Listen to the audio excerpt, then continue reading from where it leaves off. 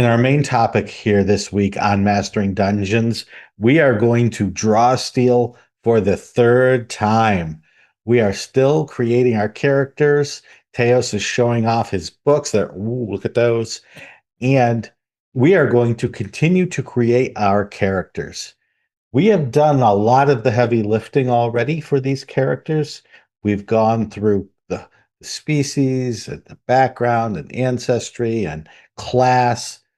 Teos is going to be playing a Polder Troubadour, and I am going to be playing a Time Raider Tactician. Yeah.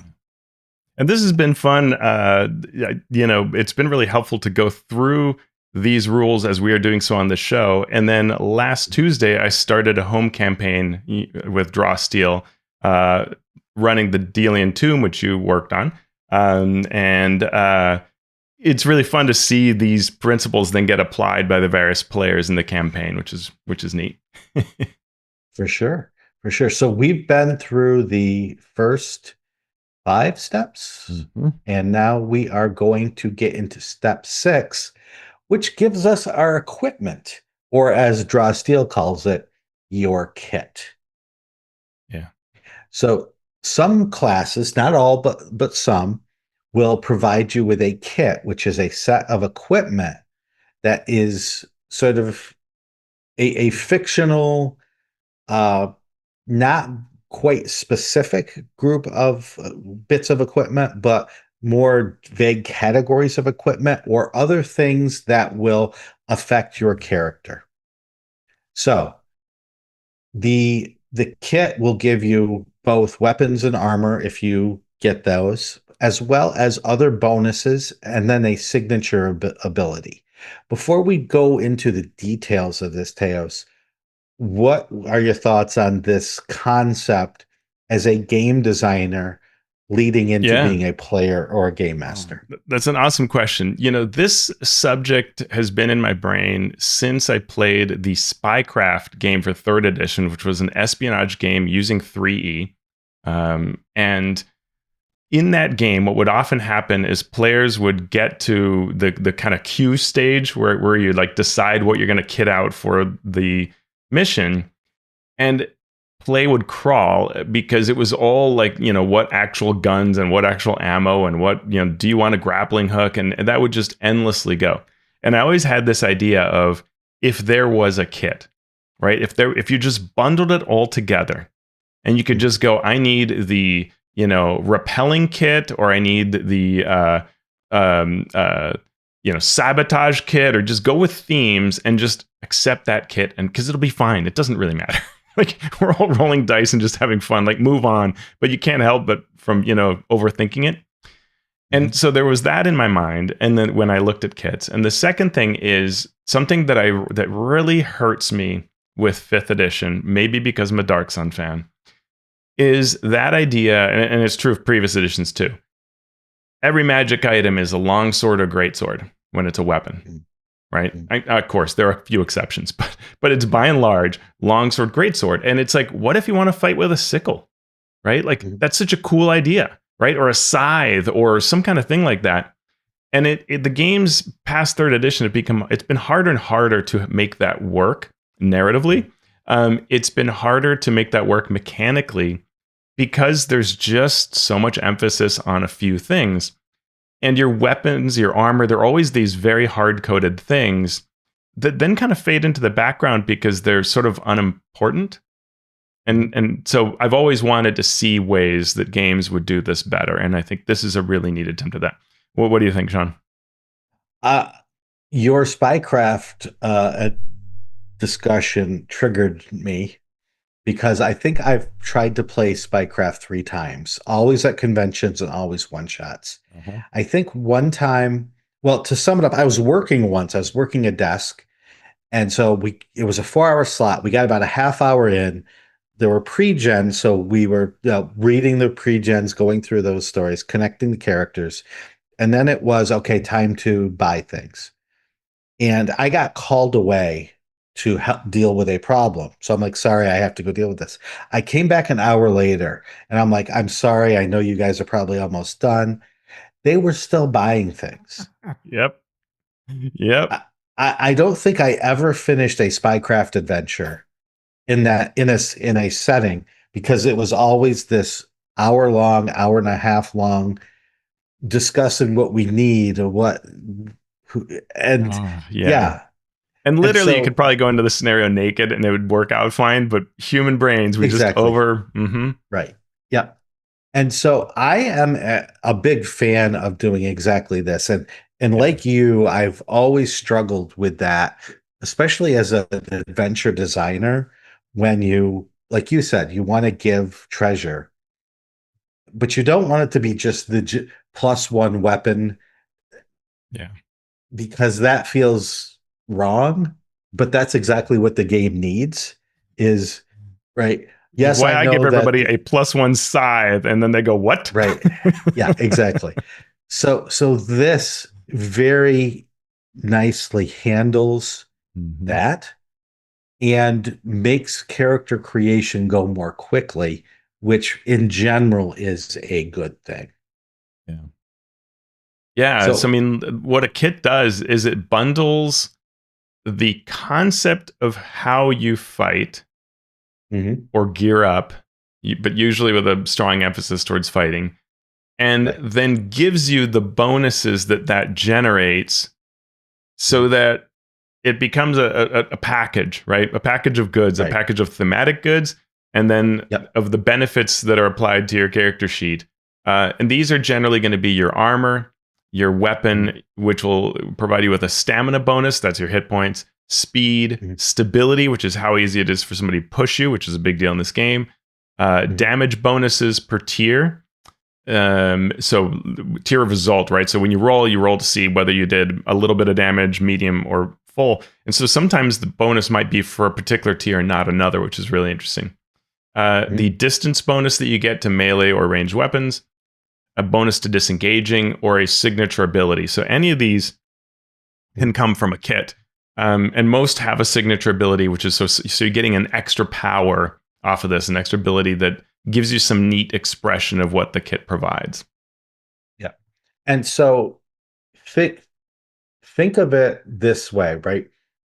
Armor is rather than saying you have this armor and so you are much harder to hit. Mhm. This says you have this armor, so we're going to give you more stamina Right. Because there to are no two to hit rolls in the game. So, right, hmm, right. So to model that, right? We're not going to give you a weapon that does a different amount of damage. right. But if you choose a pole arm kit, Yeah. rather than saying, okay, you have this weapon that reaches 10 feet, we're just going to give you an overall Hmm. distance bonus for melee weapons. Yeah. Uh, you know, and it's so quick and that will save so much headache Yeah. instead of having to look up what exactly this weapon does. What is its what's the new fifth edition? I just lost it. The Weapon masteries. weapon masteries, Yeah. right? This could just do that for you. Yeah. Uh, Yeah. And it's particularly brilliant because it is like a keystone piece holding up the rest of the game, right? Because the rest of the game is saying you don't actually roll to hit. You're always going to hit. What you're rolling is your effect, right? right. Tier one, tier two, tier three effect. So therefore, I'm not comparing against armor class. I'm just telling you what happened. Mhm. So bumping up your armor shouldn't work, right? But hit points Right. matter, and so it's a really clever thing that if you did have, say, armor to wear, it would get in the way of that, and Mhm. it'd be a lot of And I actually think Daggerheart almost has this of it, where the gear gets a bit in the way Mhm. of the game. You could argue Mhm. it. Yeah. But I know why it exists, and they're trying to provide certain things based on it. But this is a very clever piece Yeah. of design to smooth out some of the ways that the game is working at its very core. Kits enable that to happen while also being optional. Not all classes, like spellcasting classes, generally don't get a kit. It Mhm. varies, but because they're really addressing this sort of armor weapony kind of thing, and they're also allowing you double work of serving as a sort of theme, right? If you want to say that you're a arcane archer, an infiltrator, a heavy plate armor where you can come up with this sort of concept and then you get the statistical reinforcement for that while it being very flexible, because what's happening behind the scenes is you're not actually wielding a weapon in the terms of having picked it from a table.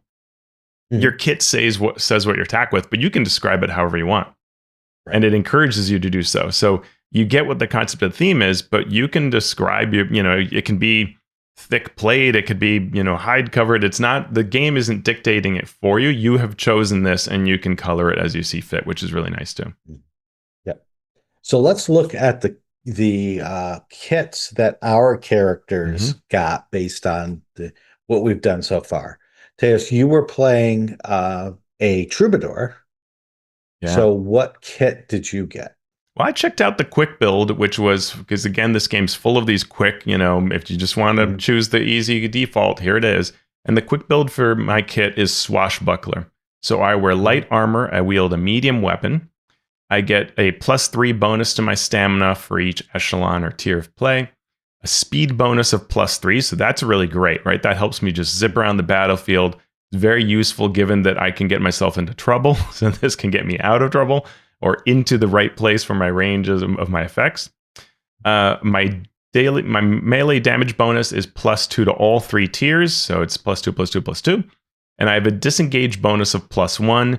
So that means that when I'm shifting away, I can actually move further by one more square versus just moving back 5 feet. And then a signature ability, Fancy Footwork, does damage, and I may push depending on the tier of effect I manage to roll up. Plus, I can shift into any square the target leaves after I push them. So this is a very duelist type, got my rapier and I'm pushing them back, and I can choose to go after them and move that way, which is pretty neat. Which means that I can also use it tactically as a nice way to shove one target into position and then maybe use a maneuver that impacts everybody around it. Kind of cool. And But you, I, yeah.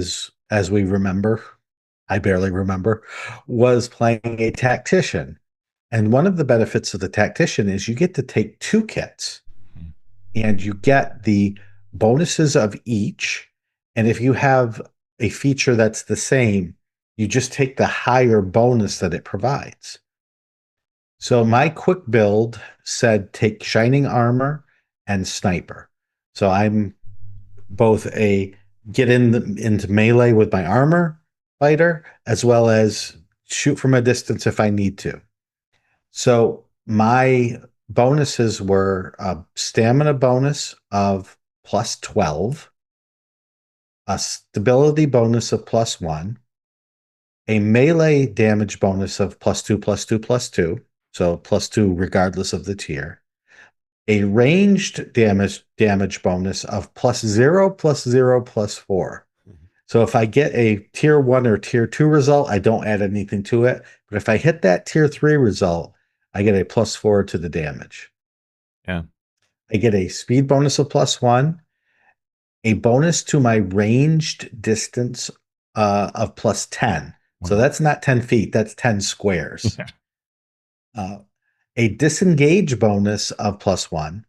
Mm. And then I get both signature attack abilities. I get patient shot and protective attack. Patient shot is a 15-foot ranged attack, attacking one creature. The damage goes by tier 3, 6, or 13. And the effect is if I don't move on this turn or take a move action, the strike deals extra damage equal to my might or my agility, depending on Nice. which I choose. That was patient shot. Protective attack. So I get my ranged from sniper. My protective attack is a melee one creature, melee one creature, a 5, 8, or 11 result for tier 1, 2, and 3. And the target is taunted until Mm. the end of my next turn or the end of their next turn. So Nice. that's my protective. If they try to attack something else with taunt, they're at a penalty to do that. Very cool.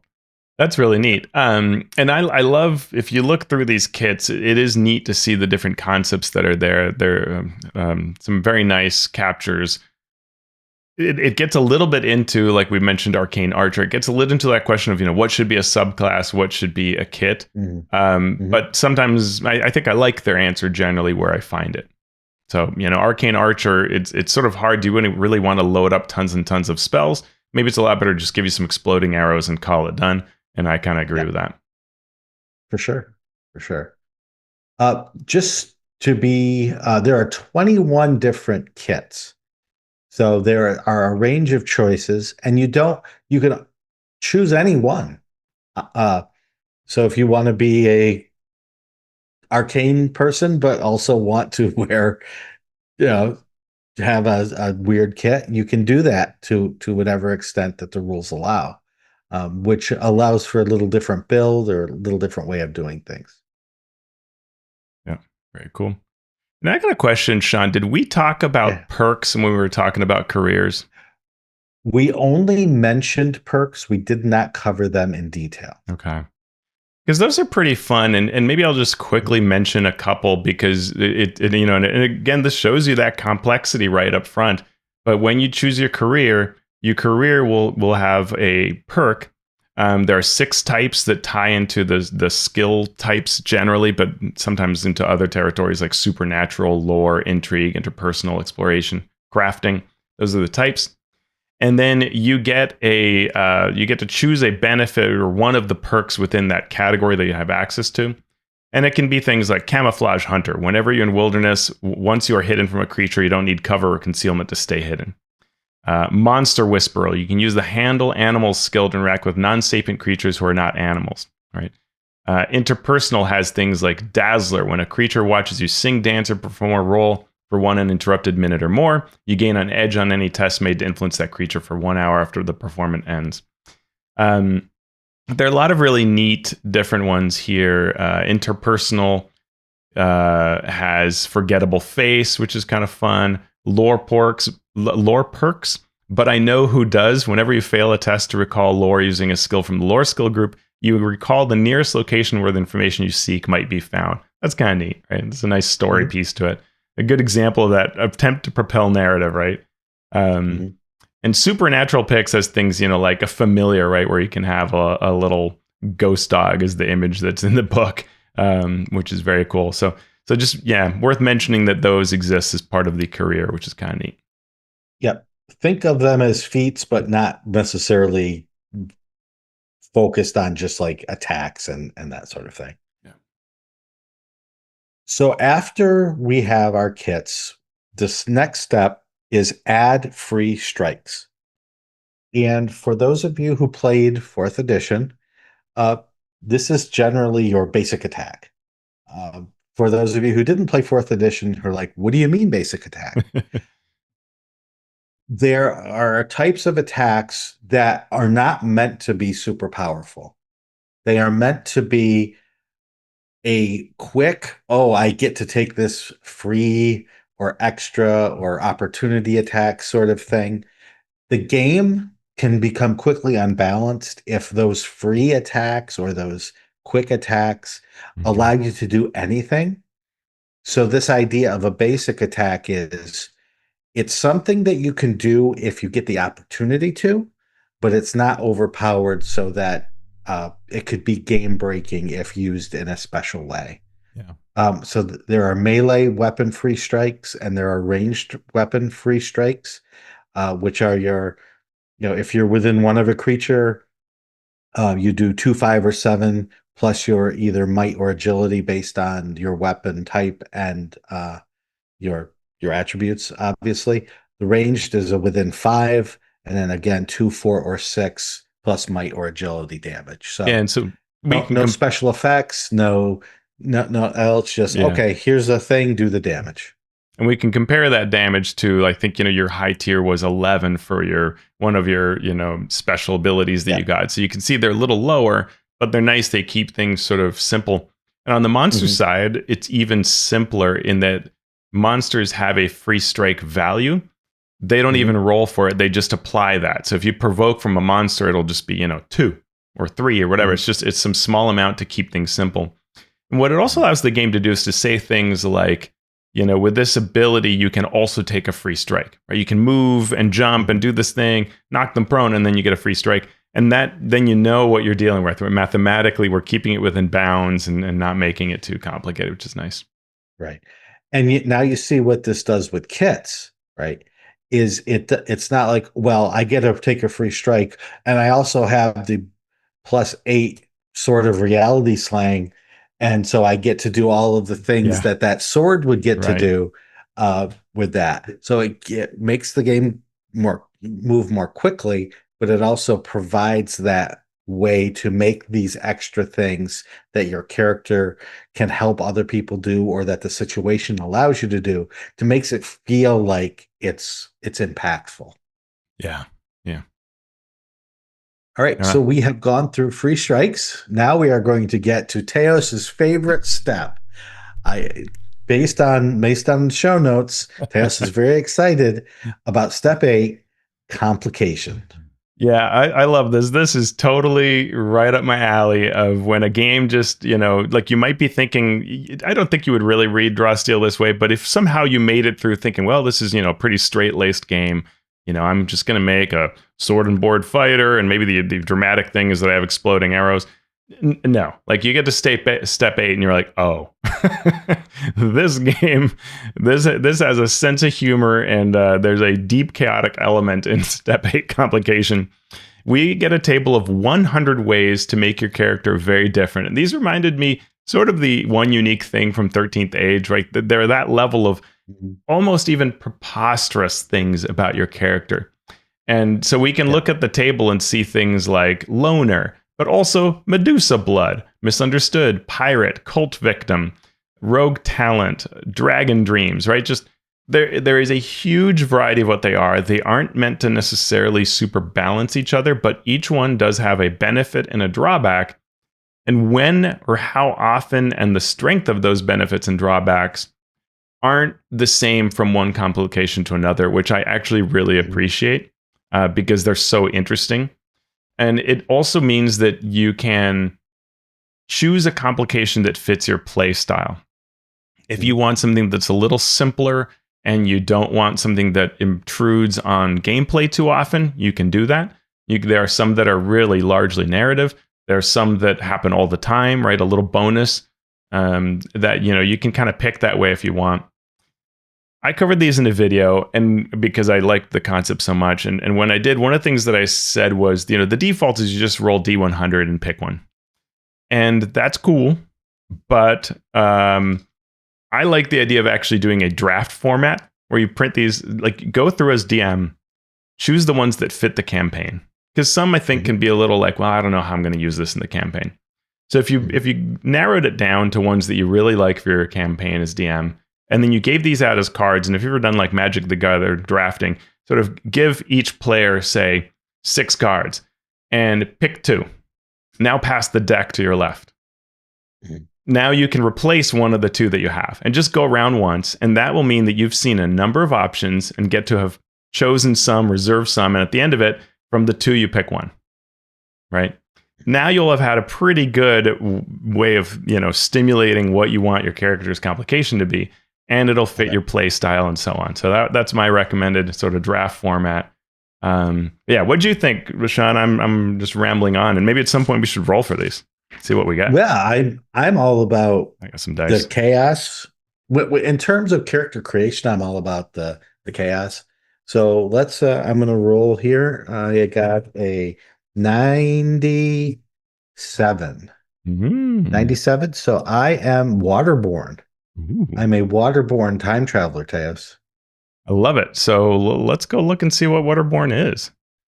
So you nearly lost your life at sea, but then you heard the voice. Someone or something in the water called out to you, telling you to swim. The ocean was suddenly no longer your doom, but your parent, granting you a fragment of its power. But for what purpose, you can't be sure.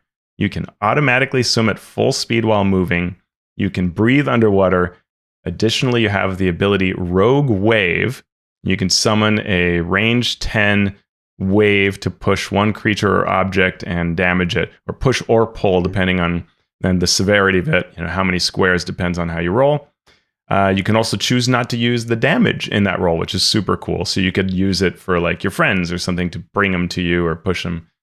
And the drawback is you have lightning weakness 5, Ooh. and the ocean or a creature it sends to seek you can assign you a quest. If you don't do its bidding, it might temporarily deny you this complication's benefits, including being able to breathe underwater at an inconvenient time. As opposed to a convenient time not to be able Mm-hmm. to breathe underwater. Interesting, interesting. Okay. This fits with my character in that he was a time traveler, but got separated from his people and ended up in this place. So that could be the reason why. I saw this as being in the mountains though, so I'm gonna have to adjust this. Yeah, I'm gonna have gonna to have to work it. little coastal action going on there. Now you rolled a 2, Tails? 2. So what does that do for me, Sean? Amnesia. Okay, I can find that easily. There we go. You have no memory of your past before the incident. Hopefully, you'll regain your memory soon and find out what the incident was. In the meantime, you need friends so you won't be alone when your past catches up to you. The benefit is you have a supernatural possession, a first echelon trinket of your choice. Trinkets are treasures Mm-hmm. that might have some connection with your former life. The drawback is you take a bane on any test to recall lore. Nice, nice. I like that. That's very Yep. So cool. that's one of the shorter, sort of Yeah, simpler ones, yeah, as very far as I simple. could tell. And Yeah. what I like, so story wise, what I would probably do with this is that my troubadour had used to be a member of the Watch, and my thought Mhm. had been that at some point I turned away from them. But what would be great is if I don't know exactly what happened, right? So there's this dangling story there of what exactly happened when I was a member of the Watch, and I can feed that to my DM, and my DM can then make this come back and be an interesting impact, right? Mhm. So I think that's pretty neat that I don't know exactly why I left the Watch. And I just have this vague sense of having felt that they were corrupt and so on, no different than being criminals. But I don't know exactly what happened. That's kind of neat. I like that. Mhm. And Yeah. then meanwhile, I get this low level magic item that I get to use, which is cool. Right. You don't know how you got it or what's going to happen with it, but there it Yep. is. I Hmm. love I love that idea of, hey, you get a magic item. You don't want it, but you've got it. Yeah. And there's You some tried to really throw it neat. away, but it keeps appearing Right. Right. right And then in later, your we'll find satchel. out the DM will have decided what it actually does and so on. There's some really great ones in here, right? There, like anti-hero is one where you get this thing called anti-hero tokens. And whenever you do abilities that use a heroic resource, you can spend anti-hero tokens instead. But if you use them all up or you get under 3 anti-hero tokens, you exude a villainous aspect, and this makes it hard to interact with other creatures. And so it's an interesting sort of back and forth of being hero, anti-hero that you can go Mhm. through with this mechanic, right? There are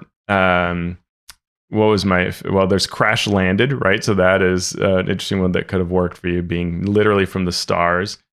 Mhm. They have some really neat ones, like greening is really cool, where you found this parasitic supernatural moss that filled you with green elemental energy. Getting too old for this, great. And then my favorite is host body. Do not be Mhm. alarmed. We are not the humanoid we appear to be. We are an intelligent fungal collective using this body as a host. No, we are doing nothing unsavory. This body was dead when we found it, and we merely gave it another chance at life. We are friendly. Please put down those torches. So your character is now a sapient fungus inhabiting a human body. Mhm. Use all the normal rules for your character, and you are considered to be alive. And at any time while your host body is alive, or for 24 hours after it dies, you can use a main action to move to a dead humanoid within 10 squares and use it as your new host body, Oh boy. provided it's from a playable ancestry. When you do so, your Right. original host body dies, and now you get the statistics, except for size, ancestry traits, and other statistics related to your former host body ancestry. So you literally can be a dwarf one part of the campaign, and then you could be an elf, and then you could be, right? And Okay. I just love the concept of it, right? Just So it's the old AD&D reincarnation. kind of, yeah, yeah. And you have Yeah, fire yeah. weakness 5. You take a bane on any test made to read a humanoid creature's emotions or body language. But so it's just, you can see the wide variety here. They can be quite mundane. They can be a big deal. There could be a system you're tracking. There could be an ability you get. Lost your head is amazing. Mhm. So a bread battle stole your head.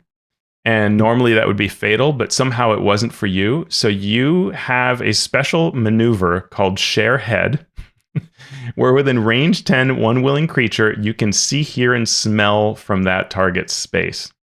So essentially, you're using the other party members as your eyes and ears. But when you uh, what happens? There's something where if you take damage, when the target moves more than 10 squares away from you, or when the target is no longer willing to share, you can lose this benefit, and you would then be blind and have no senses, basically. I mean, it's just amazing. That is me. I'm looking at famous relative right here, and I read it and I'm like, wait a second, this sounds familiar. Is this what you used for that one character as their fan club? The fan club shows up, or was that a different? No, that was Daggerheart. So yeah, but it's a similar Oh, concept. Yeah, that was in the that's Daggerheart the game. okay, that's right. And then I made a background where you are the child of a famous person. So this one really speaks to me. Sure, you're a promising young hero in your own right, but people always ask you about your famous relative. Will you equal or surpass your relative's accomplishments, or will you live in their shadow? So you have this magical piece of jewelry, and as a maneuver, you can use it to summon your relative. Your relative starts with a renown of 10, but otherwise has the same statistics as you. They make power rolls with an edge, but don't gain the benefits of any of your treasures. Your relative does their best to help you out of your perilous situation, disappearing when the situation is resolved or after 1 hour. Once you summon your relative, you can't do so again until you gain a level. Oh, that's great. So what's the drawback? You earn no victories from any combat encounters or other challenges while your relative is present. Additionally, each time you summon your relative, the next time you gain renown, your relative gains the renown instead. That's so funny. that yeah, that's amazing. I mean, that is Yeah. incredible. That's beautiful. I love it. Mm-hmm. Yeah. So I mean, we just read maybe 5 of these 100 complications. Can't So believe there are 100. I mean, that's amazing. yeah, that's some good stuff. So step 8 might slow your game down, Yeah. your character creation down a little bit as you and your friends read through all of these interesting, hilarious, weird, and wacky complications. But apparently, at some point, you have to move on to step 9, where you determine the details of your character. What do we mean by details, Teos? Yeah, so that is your appearance, your personality, thinking through the events of all these other things we've detailed, your culture, career, inciting incident, your class, how they tie together to make a cohesive narrative for your character. Your name. Do you have any cool scars? Any sweet tattoos? Do you still sleep with your teddy bear? These kinds of details can help define a well-rounded hero. And so it's a pretty open-ended step, right? It's do what you see as important here to knit all of this together that we've done. But I'm glad that step exists and is specifically called out because it is really important, right? It's the juice that will really make it all uh, come together at the table. Mhm. And the final bit of that sweet, sweet juice is making connections. So we get a series of questions that tie the characters together. An example is another hero creates food, music, clothing, trinkets, or something else that you enjoy. Who is that hero and what do they make? Mhm. So this is, the storytelling games bread and butter. Make connections between Yeah. your characters, and we will explore those connections then through play. Yeah. What's your favorite way to bond with your fellow heroes? just neat things that make you think in a way that later during play, this is going to come up and get reinforced. It's great stuff. Hmm. I appreciate this being here as well. A lot of games have versions of this now, but I like this. It's pretty neat. It's not too forceful. I like also that it doesn't. Some games are very declarative of pick one character. You must now create a connection. That can be a little forced. So I like that this is a little more about thinking through, and a lot of it is you personally. But there are some that are like, who is the grumpiest member of your party? If it isn't you, how do you react to your hero's sour nature? Yeah, interesting. Yeah, yeah.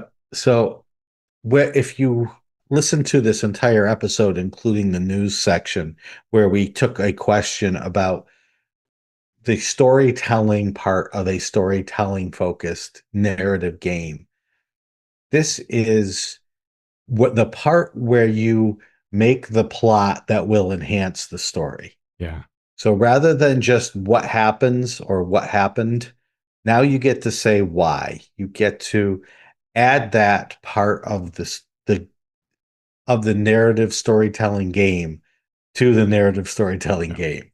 Uh, and so for those folks, this is just as important a step as choosing your class or choosing your ancestry. Um, but for people in the group that want to focus more on rolling the dice and getting the story told to them through those rolls, this doesn't get in the way. It's not like you get tokens and you have to keep track of the connection that you are making right. and playing up or bringing into the story. It's just there to help prompt without needing a currency to drive. Yeah. Which I think makes a lot of sense for a game that already has a lot of things to track. That's good. Versus For Knights sure. Black Agents, where you say, okay, this is my favorite character and this is my least favorite. They have a different name for it. But, like because we're Yeah. in the spy world and you develop connections or have tensions, and then that becomes a thing to track because there aren't that many other things to track. So it makes sense. Yep. This Absolutely. this section also has a brief mention of adventuring gear, which we already covered when we were talking about kits and how you're not tracking all these immediate things. It talks about changing character options and how you can generally do that during a respite, like you can swap out your kit. Um, Mhm. and that if it's something more significant, talk to your director. But the idea is, we want you to pick, we want your character to be cool. And if you find that a signature ability isn't working, well, talk to your director and see about swapping that out. And we also have the rules for advancement for heroes, which is this system of you will have battles, and when they're significant battles, you'll get one or more victories. When you take and those victories help you gain more of your heroic resources. As you take rests, called respites, you will then cash those in, and they become experience points, which then help you level. And so there are tables that show how that works. Yeah. Mhm. We did it, Shawn. We made What? characters. Yeah, we did. We did. What's your thought on the speed of advancement and the speed of play? We haven't played it, so it's hard to um, judge that without actually going through it. Right. But Yeah. just in terms of what we've played so far versus the heroic advancement chart, where it says a certain number of XP are needed to move to second Yeah. level, and getting those XP from the victories uh, Yeah, you're that you every take. every 16 you're at a new tier, so it's 15. You 15 XP would still have you be first level. 16 is once you kind of every Yeah. 16 victories. But some battles are going to have 2 or even possibly 3 victories to them. Mhm. Inconsequential because stuff is 0, but uh, the montages, right? The negotiations, these can provide victories. So there are a number of ways that you can get them during an adventure. So if you imagine your typical sort of organized play style adventure where you have either a montage or a negotiation, that's one, and then you have like your 3 big cool cinematic things. Well, that was 4, right? And so if we play 4 adventures, we would be at second level, which is about kind of how it often goes in D&D 5e and previous Mhm. editions. It's not far off from that. I like it. I think that, if you look at the strict rules of D&D, both 2014 and 2024, sometimes it's like, wow, every 2 sessions you're gaining a level, or even every one. To me, that's way too fast for the type of game that D&D is. Again, I think it's Mhm. brilliant for something like Shadow the Demon Lord. I don't know enough about Draw Steel to know whether I would want that to be faster, but we do get tables here that allow you to adjust it, so you can make it either half speed or double speed, and they have a table that can do that. So Yeah, they've clearly, if you thought find that about it that. doesn't work, they've thought about it, right? Yeah, it's interesting too because in my play experience with this, granted very limited play experience, also the research I've done with other people who play, combats are quite long. Mm-hmm. It You're can be it's not four characters and against uh, three uh what are the creepy crawly carrying the things that crawlers. paralyze you, carrion crawlers, right? It's Wow, not I can't like, believe I guessed it. yeah, there you go. Woo. Wow. We I said crawl, so that was halfway Yeah, there. yeah, It's like, okay, you hit down, you yeah. hit down, and then No, the carrying recall. crawler pushes you four to the other carrying Right. crawler, and which sucks your brain, and yeah, Yeah. So if you're doing an hour long combat, 45 minute to an hour hmm long combat, and I've heard of much longer, especially when yeah, people are learning. Um, and if you said like 4 hour sessions to get to second level, uh, yeah, I'm wondering yeah, if that sure, is perfect for the average. Again, there's no average player, but for yeah. most players, um, I think there's so many or if, ways yeah. to look at it. Like, my feeling as a DM, but I know there are many people who don't share this. I want the players to have some time to experience each level and Mhm, reflect on it and do more than just deal with its mechanical bits. You got a new mhm, spell. Cool. I want to see you use that several times before you get mhm, another new spell or a new ability or new whatever.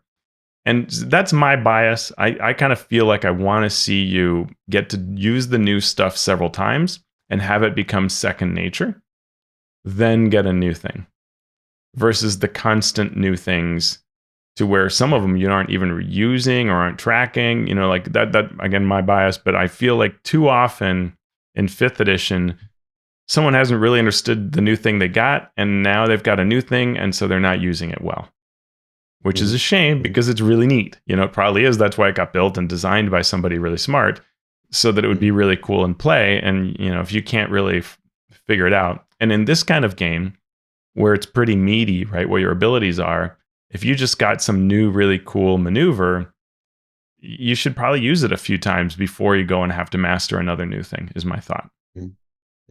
Oh, that's just it came to my head. So thank you hmm for answering Yeah, I that. mean, what do you?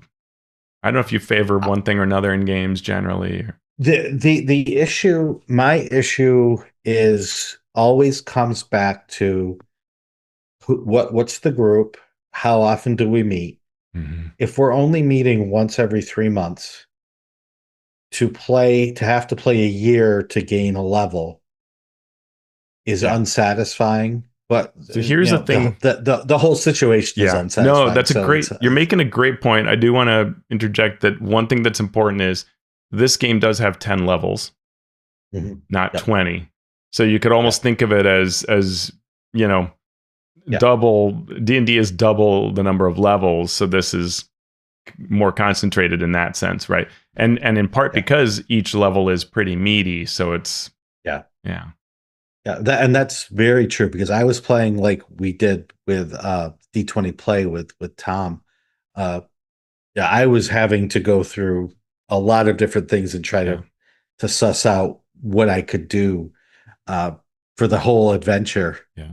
And so yeah, getting a mastery of that character definitely would have taken me uh a couple of sessions at Yeah, least. agreed. I'm the same way, and I really need the time to almost like sort it out. Like, okay, I need to think through.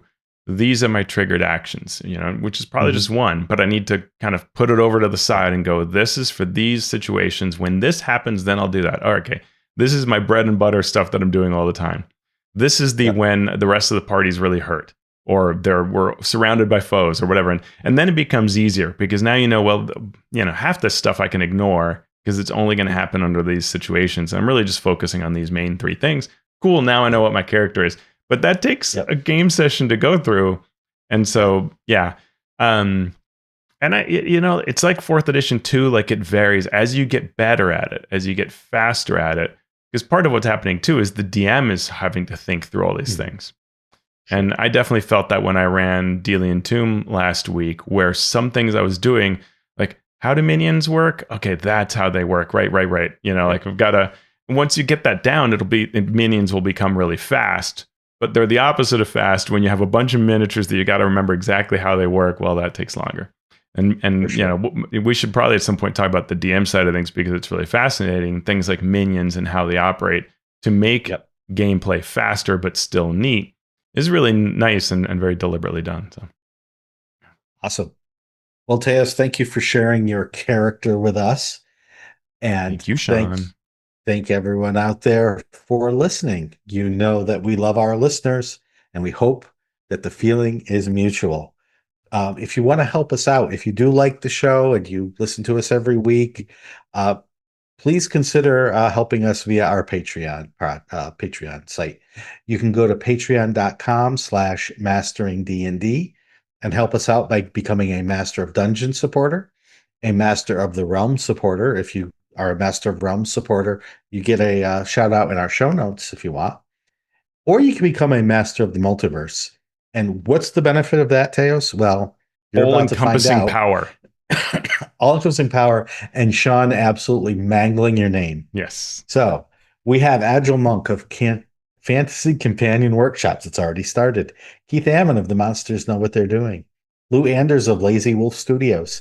Craig Bailey, Rudy Chainsaw Basso, Dave Bastiensen, Derek the Bearded GM, Steve Bissonette, Merrick Blackman, Calvin Bridges Avalos, Robo Ballin, Kevin Criswell, Dead Inertia DM, Evil John, Evan at Nimbleco, Will Doyle, Andy Edmonds at Neutronomicon.com. This is going to be a rough one.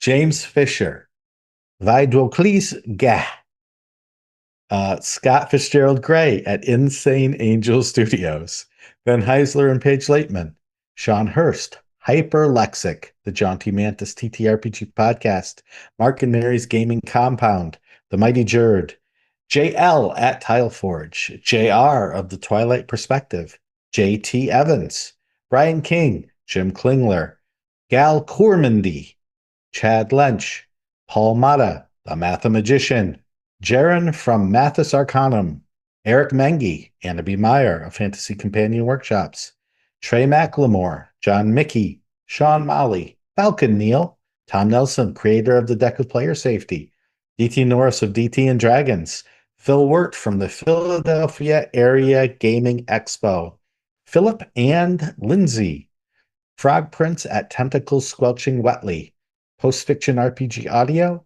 Ricardo Who Might Adventure, Robert Pasley, Vladimir Prunner from Croatia, Ozymandias Rex, Runner Rick, Chance Russo at Drago Russo, Andy Shockney, Krishna Simosa, Tim Smith, Spark from Dunner Games, Jeff Stevens at jeffstevensgames.com, Josh and Lee Wanika of the Tabletop Journeys podcast, Talos the Stormlord, Jeremy Talloman from the D&D and TV podcast, Tres, Ryan Truk, Joe Tyler, Marcelo de Velasquez, the Valiant DM, James Walton, Graham Ward, Jason Ward from Accidental Cyclops Games, Javier Waziak, Waterford Wizard, Chris Webster, Zach Types, and Z. Walt Winfrey. Thank you so much for your support. And Teos was showing off some pages from Draw Steel as I so melodiously destroyed so many good names. You did a great job of that. Well, thank you. If you can't support us on the Patreon, no problem. What you could do to help us out is go to wherever you listen to this podcast, whether it's Apple Podcast or Spotify or wherever we are, and leave a review. Give us some stars. You can also go to our YouTube channel, which is at youtube.com/ at mastering dungeons. And, do the likes, do the subscribes, do the thumbs up, do all of that. Teos, what you been working on and where can people find your stuff? Ooh, the really exciting thing I did was with our friend Scott Gray. Ooh. Scott and I recorded a video in two parts. Part one is up now on my channel, which is how is an RPG book made? And if you've ever wondered, anything from the different steps, right? When do you edit versus layout versus art orders versus developmental versus grammar editing? When do you do, copy editing? When is my idea ready to move forward? When do I do proofreading, sensitivity, like all this kind of stuff? We talked through all of this, covering everything from a small designer perspective to, his work on Draw Steel, because he's the lead developmental editor for this book. So really amazing. I think it's a great, I hope that people will watch this video because, videos like this often are like, I don't know, doesn't tell me how to make a +20, damage roll. So I do hope that folks will see this. And if you're listening, please share it around because I would love for more people to understand what it takes to make an RPG book. Yeah, so go to alphastream.org to find that. And you can go to the socials to find me at Shawn Merwin or find the podcast at Mastering D&D. And again, that YouTube channel is there. If you listen to us and don't know what we look like, for the love of all that's holy, don't go to YouTube. But if you do want to see us chat, then you can go to YouTube to see that. So we are now characterful, Teos. We have created our Draw Steel characters. What are we going to do now? Ooh, that's great. I mean, I think we got to make 4 more characters and see which one's the strongest. There you go. And I know that my character is not going to go swimming anytime soon because I not can't good. remember if I can swim or not. So That's true. That's true. We'll find out.